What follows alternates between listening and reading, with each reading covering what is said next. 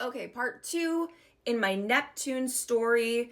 And we're also discussing how some of the conjunctions, which is when two planets meet at the same degree in the sky, will often unfold in really, really cool stories that tell a historical tale as old as time. Or we're just doing modern history. So let's get into it. And I have no idea why I thought I was going to be able to do this whole story in one video, but go back and watch the video posted right before this one to catch yourself up if you haven't already.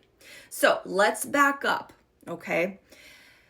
Let's talk about the great conjunction between Saturn and Jupiter. And this happened on December 21st of 2020.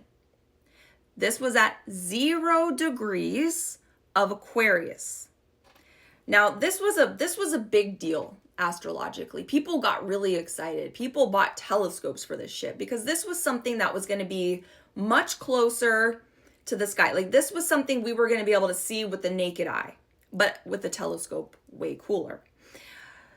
Basically, the last time this had happened was 1623.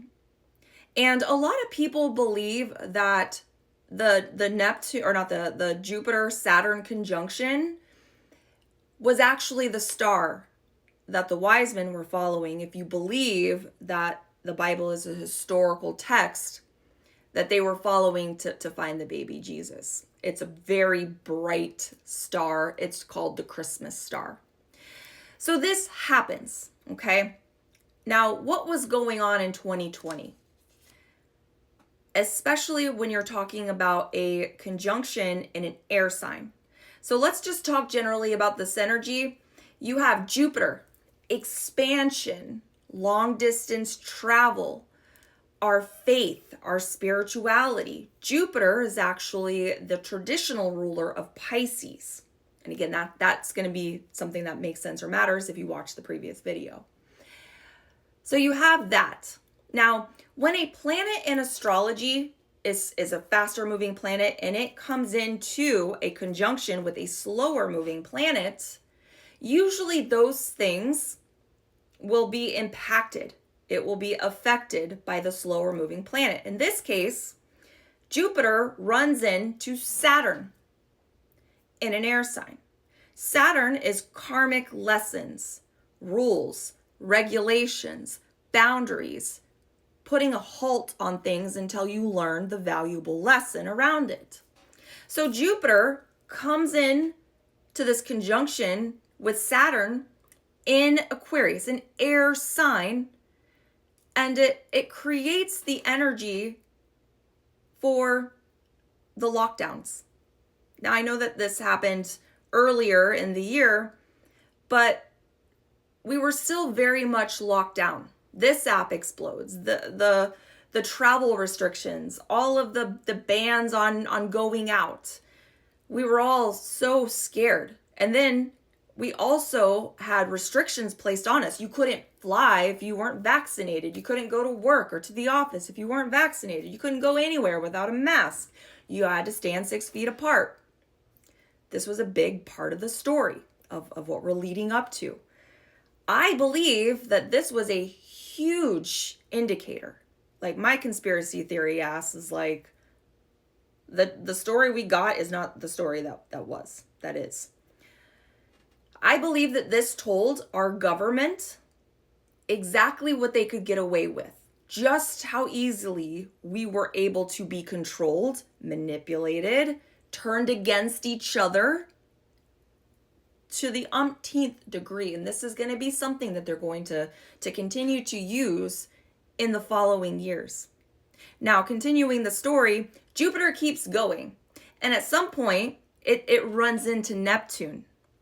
It runs into Neptune on April 20th is when it hits its exact conjunction. Now, these are big planets, so, as they're close to it, you will see some of the stories play out. So what happens on April 18th? The Supreme Court rules that mask mandates on airplanes are not constitutional. And so pretty much by that point, by April of 2022, all the mask mandates are lifted. We've already got vaccines. We're all moving about the country a little bit more freer, and the pandemic is almost in our rearview mirror. So let's keep going. So this is all to lay the groundwork for what's coming. An even bigger conjunction. Not necessarily one that we'll be able to see, so it won't be quite as exciting. Not like we could see the Great Conjunction. But what is coming is that Saturn, which was part of the Great Conjunction at 0 degrees, is going to be involved in another really great conjunction, but it won't be called that, with Neptune. So on January 26, 2026, Neptune is finally going to go back into Aries. It's done with Pisces. You better have anchored yourself into a spirituality, a spiritual practice of faith, found your tribe, got right with Jesus or whoever it is you pray to, because what's coming is rocky and you need to be okay within yourself by the time next year rolls around, okay? That's just facts. On February 14th, Saturn is going to enter Aries again for the last time. It's not going to go back into Pisces for another like 28 years, okay? So these two planets are shifting in to the 0 degree of Aries. It's the start of the zodiac, the very beginning. A whole new story is about to unfold.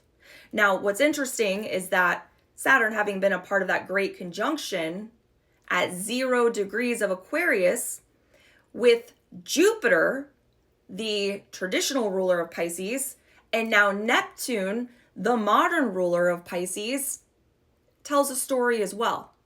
Now, the last time these two, Saturn, Neptune, were conjunct, again, Saturn's all about boundaries, restrictions, literal walls.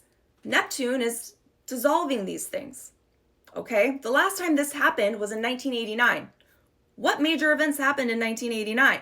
We're looking at the Berlin Wall coming down and Nelson Mandela being released. So a literal wall being dissolved and taken down, and a man having a wall, figuratively, lifted and being allowed to be free. So Saturn is the faster moving planet. It's moving past Neptune. Walls being dissolved. Boundaries around your heart, around literal land being dissolved. But it's happening this time in Aries, the start of the zodiac. This is spiritual warfare. This is when everyone realizes where they've been lied to, because we've just spent the last 14 years seeing it, living it, experiencing it. And the last 5, especially being very prominent years, very hard lessons in how we've been ruled, how we've been lied to, how we've been controlled. And it's time to fight back. We're done. We are done with the bullshit. We are done with not having true self-autonomy. We start to see how our freedom comes at such a high cost, and that it's not actually real freedom. If we can't just quit our jobs because we'll lose everything we have, that's not freedom. If we can't, move about without fear of like losing those that we love because of what we believe, that's not freedom. If our taxes are being taken and we're not actually being represented, that's not freedom. We're all so scared of these men that we supposedly put into power, but we're going to start to wake up. And this is going to be part of a longer story, a 14-year story potentially, where unfortunately we are facing a war of some kind. And it will be deeply based in some kind of spirituality. And I do believe that afterwards we will be in a much better place. But that's how Neptune works out in mundane astrology.